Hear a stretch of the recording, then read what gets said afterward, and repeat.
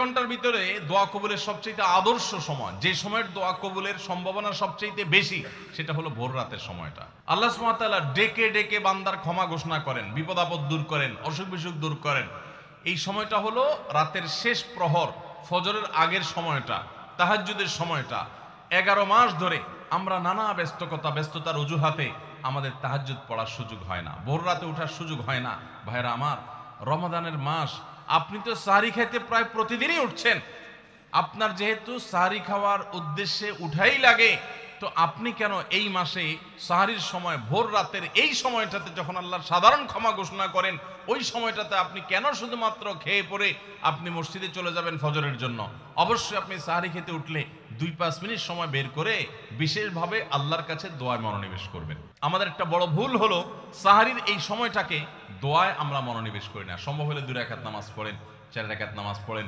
সেটা যদি না পারেন, তো সাহরির খানা শেষে অথবা আগে আপনি আপনার রুমে গিয়ে লাইট বন্ধ করে নিরিবিলি জায়গায় একটু আল্লাহর কাছে হাত তুলে একটু চোখের পানি ফেলে চান, দোয়া করেন। দোয়ার এই সুযোগটা 11 মাস আপনি পান না, রমজান মাসে সাহরির উসিলায় পেয়েছেন, তো আপনি সেই সুযোগটা কেন হাতছাড়া করবেন? আমি বিনয়ের সাথে বলতে চাই, একজন মানুষের যেন আমরা এই সুযোগটা হাতছাড়া না করি। আমি পারতপক্ষে কোনোদিন এই সুযোগটা হাতছাড়া করি না ভাইরা। যেদিন কিছুই করতে পারি না, ওইরকম দোয়া করার সময় হয়তো নাই, কোনো কারণে দেরি হয়ে গেছে উঠতে উঠতে, ওই দিন খাইতে খাইতে মনে মনে দোয়া করার চেষ্টা করি, প্লেটটা ধুইতে ধুইতে দোয়া করার চেষ্টা করি। কারণ মুয়াজ্জিন ফজরের আজান যখন দেন, ওয়াক্ত যখন হয়, তার আগ মুহূর্ত পর্যন্ত আল্লাহ তাআলা দুনিয়ার আসমানে এসে তারপরে বান্দাকে ডেকে ডেকে বলেন, আলা মিন মুবতালান, তোমাদের মধ্যে কেউ কি অসুস্থ আছো, ফাআফিয়াহু, আমি তাকে সুস্থতা দান করব।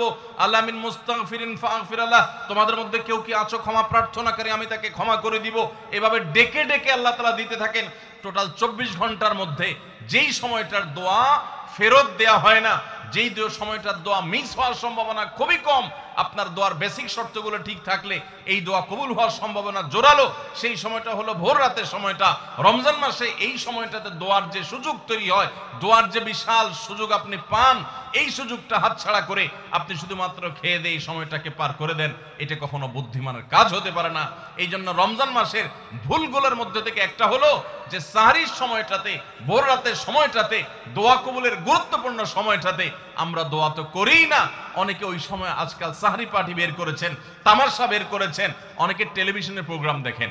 কোন চ্যানেলে সাহরির সময়ের কোন প্রোগ্রাম আমরাও মাঝে মধ্যে, এগুলো আগে রেকর্ড করা থাকে। সাহরির সময় আমরা টেলিভিশনে প্রোগ্রাম করতে চাই না, আগে রেকর্ড করা থাকে, সেগুলো চলে।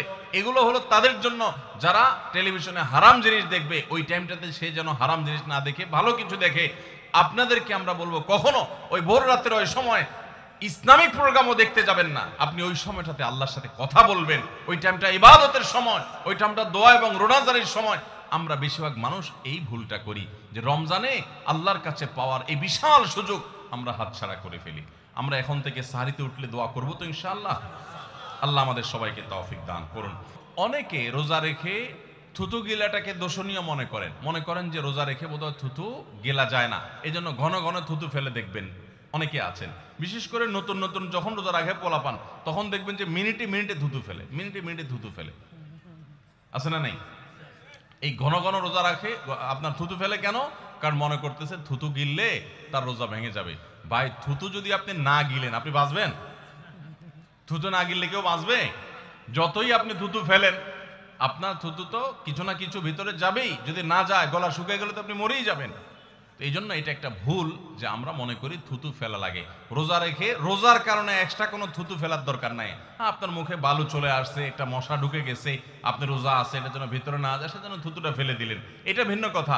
আপনি বেসিনে গিয়ে ফেলে আপনি একটু পানি ঢেলে দিলেন। কিন্তু রোজা রেখে ঘন ঘন থুতু ফেলতে হবে, থুতু গিলা যাবে না, এরকম কোনো কথা নাই। এটা আমাদের একটা ভুল, রমজান কেন্দ্রিক একটা ভুল। আমরা বেশিরভাগ মানুষ রমজান মাসে ফজরের নামাজ পড়ে এসে ঘুম দেই। আপনার যদি রাতে ঘুম না পুরে আবার দিনে ডিউটি থাকে, ঘুম একটু যদি যাওয়াই লাগে, তো ফজরের পর ঘুমাবেন না। আলহামদুলিল্লাহ, আমাদের বাসায় আমরা এটার প্র্যাকটিসটা প্রতি বছর খুব হার্ডলি করার চেষ্টা করি। ফজরের পর কোনো ঘুম নেই, ফজরের পর একটু কোরআন তেলাওয়াত করেন। প্রথম চোখ ভেঙে আসবে, কারণ আপনি ভোর রাতে উঠছেন, অভ্যাস নাই। তো যাতে চোখে ঘুম না আসে, সেজন্য নানান বুদ্ধি বাইর করে ঘুম দূর করেন, একটু উঠবস করেন। ওই টাইমে বসে ফজরের পরে আপনি তেলাওয়াত করেন, জিকির আজকার করেন, সকাল সন্ধ্যার দোয়াগুলো পড়েন, এটা দোয়া করেন, রমজানের কিছু আমল করেন। এশাকের নামাজের ওয়াক্ত হয়ে গেছে, 2 রাকাত নামাজ পড়ে এরপর আপনি পারলে দরকার হলে শুয়ে যান, কিন্তু ফজরের পর শুয়ে যাবেন না, এটা একটা ভুল। কারণ নবী করিম সাল্লাল্লাহু আলাইহি সাল্লাম সকালের এই সময়টার জন্য দোয়া করেছেন, আল্লাহুম্মা বারিক লি উম্মতি ফি বুকুরিহা, আল্লাহ আমার উম্মত জন্য সকালের সময়টাতে বরকত দান করুন, আর ওই সময় আপনি ঘুমায় থাকছেন। তো রমজান মাসে আমরা এটা একটা ভুল করি, এটা আমরা করব না যথাসম্ভব। আমরা যারা নিয়মিত আজানের জবাব দেই, আজানের জবাব দেওয়া একটা আমল, আপনারা জানেন তো, মুয়াজ্জিন যা বলে তার সাথে সাথে তা বলা, তার পরপর সেটা বলা। মুয়াজ্জিন যখন আল্লাহু আকবার বলে, তখন আপনিও আস্তে আস্তে করে আল্লাহু আকবার বলবেন। মুয়াজ্জিন আবার যখন আল্লাহু আকবার বলবে, আপনিও আল্লাহু আকবার বলবেন। মুয়াজ্জিন যখন আশহাদু আল্লা ইলাহা ইল্লাল্লাহ বলবে, আপনিও আশহাদু আল্লা ইলাহা ইল্লাল্লাহ বলবেন। মুয়াজ্জিন যখন আশহাদু আন্না মুহাম্মাদুর রাসূলুল্লাহ বলবে, আপনি কি বলবেন? আশহাদু আন্না মুহাম্মাদুর রাসূলুল্লাহ বলবেন। অনেকে সাল্লাল্লাহু আলাইহি সাল্লাম পড়ে, সাল্লাল্লাহু আলাইহি সাল্লাম পড়বেন হলো আযানের শেষে, কিন্তু আযান চলাকালীন আশহাদু আন্না মুহাম্মাদুর রাসূলুল্লাহ বলবেন।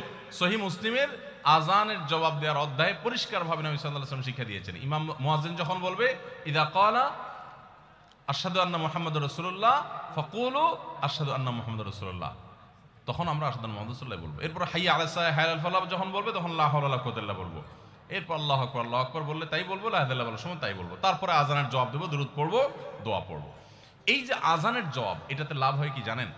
মুয়াজ্জিন আজান দিয়ে যেই সওয়াব পায়, আজানের যারা মুখে জবাব দেয়, মুয়াজ্জিনের সাথে সাথে বলে, তাদেরকে আল্লাহ তাআলা সমপরিমাণ সওয়াব দান করে।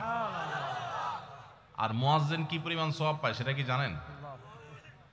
কোন মুয়াজ্জিন যদি আল্লাহকে খুশি করার জন্য আজান দেয়, দুনিয়ার উদ্দেশ্য তার কাছে না থাকে, বরং আল্লাহকে খুশি করাটাই তার উদ্দেশ্য থাকে, তাহলে এই মুয়াজ্জিনের ফজিলত হলো, ওই মুয়াজ্জিনের আজান শুনে যত মানুষ মসজিদে আসবে, ওই ওয়াক্ত নামাজে যত মানুষ শামিল হবে, সবাই যে পরিমাণ সওয়াব পাবে, যার যার অ্যাকাউন্টে যাবে, বোনাস হিসাবে সবার সমপরিমাণ সওয়াব মুয়াজ্জিনকে দেওয়া হবে।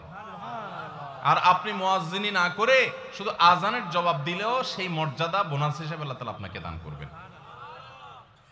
এই হাদিসের ফজিলত একবার আরো 10, 12, 13 বছর আগে কোন এক জায়গায় আমি বলেছিলাম, সৌদি আরবে থাকতে।